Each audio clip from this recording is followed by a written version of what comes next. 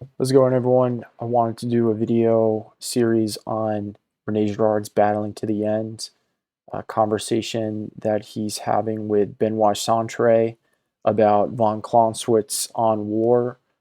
Um, it's Rene Girard's last book. Rene Girard, if you don't know, is was this um, academic who wrote a lot about a mimetic theory, which is the theory that human beings are imitative. It's not his original idea, but he kind of established it a little bit more, that we don't know what we desire, so we look to the other to figure that out.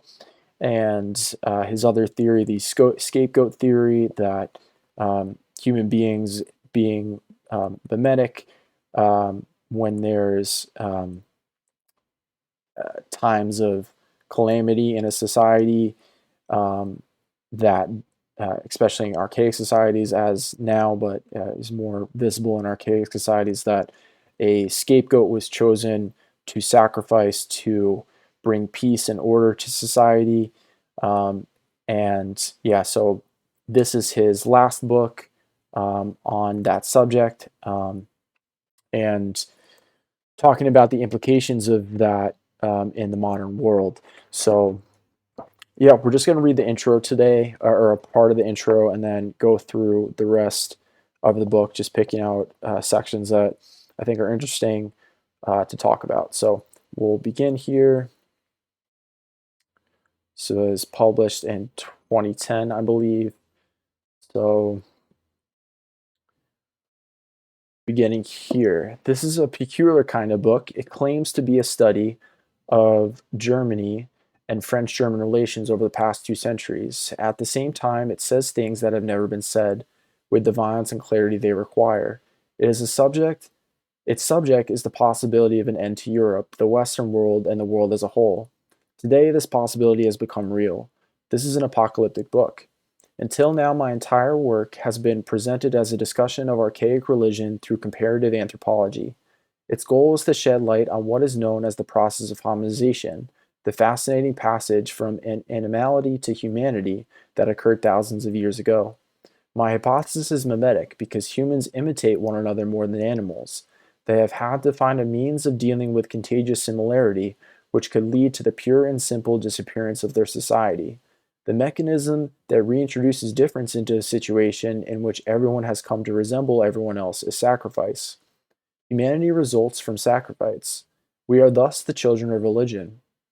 What I call after Freud the founding murder, in other words, the immolation of a sacrificial victim that is both guilty of disorder and able to restore order, is constantly reenacted in the rituals of the origin of our institutions. Since the dawn of humanity, millions of innocent victims have been killed in this way in order to enable their fellow humans to live together, or at least not to destroy one another. This is the implacable logic of the sacred, which must dissimulate less and less as humans become increasingly self-aware. The decisive point in this evolution is Christian revelation, a kind of divine expiation in which God, through his Son, could be seen as asking for forgiveness for humans for having revealed the mechanisms of their violence so late. Rituals have solely educated them from then on. Humans had to do without. Christianity demystifies religion. Demystification, which is good in the absolute, has proven bad in the relative, for we were not prepared to shoulder its consequences. We are not Christian enough.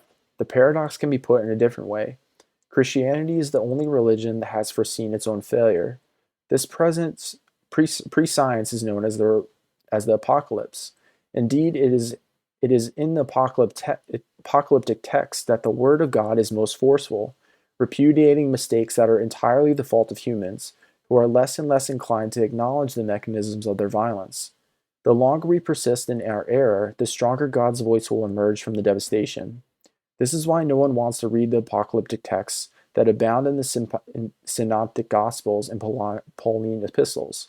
This is also why no one wants to recognize that these texts rise up before us because we have disregarded revelation. Once in our history, the truth about the identity of all humans was spoken, and no one wanted to hear it. Instead, we hang ever more frantically onto our false differences. Two world wars, the invention of the atomic bomb, several genocides, and an imminent ecological disaster have not sufficed to convince humanity, and Christians above all, that the apocalyptic texts might not be predictions, but certainly do concern the disaster that is underway. What needs to be done to get them a hearing? I have been accused of repeating myself too often and turning my theory into a fetish, of using it to explain everything. Yet it was described Yet it has described mechanisms that recent discoveries in neuroscience confirm. Imitation is the initial and essential means of learning. It is not something acquired later on. We can escape mimeticism only by understanding the laws that govern it. Only by understanding the dangers of imitation can we conceive of authentic identification with the other. However, we are becoming aware of the prime However, we are becoming aware of the primacy of moral relationship at the very time when the atomization of humanity is being realized and when violence has increased in intensity and unpredictability. Today, violence has been unleashed across the world, creating what the apocalyptic text predicted: confusion between disasters caused by nature and those caused by humans, between the natural and the man made.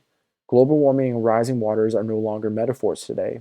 Violence which preceded the sacred no longer produces anything but itself. I am not the one repeating myself. Reality is beginning to resemble a truth that was not invented, since it was described 2,000 years ago.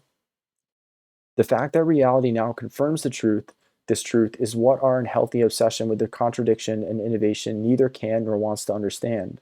The paradox is that by always getting closer to alpha, we are going towards omega. That by better understanding the origin, we can see every day a little better that the origin is coming closer. The fetters put in place by the founding murder, but unshackled by the passion, are now liberating planet-wide violence, and we cannot refasten the bindings because we now know that scapegoats are innocent. The passion unveiled the sacrificial origin of humanity once and for all. It dismantled the sacred and revealed its violence. However, Christ also confirmed the divine that is within all religions.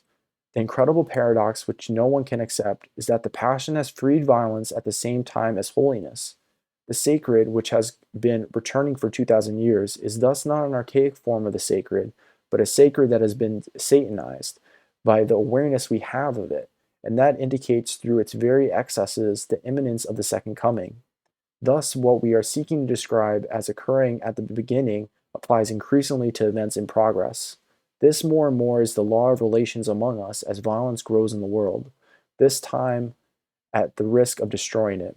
Heraclitus wrote that Polymus war is father of all and king of all. So that's what we're going to be exploring in this book. Yeah, definitely something I think we need to be paying attention to. Jonathan Pajot, the creator and the head of the Symbolic World channel community, has studied this a lot and says that, I mean, his kind of solution to our troubles that we all need to become saints.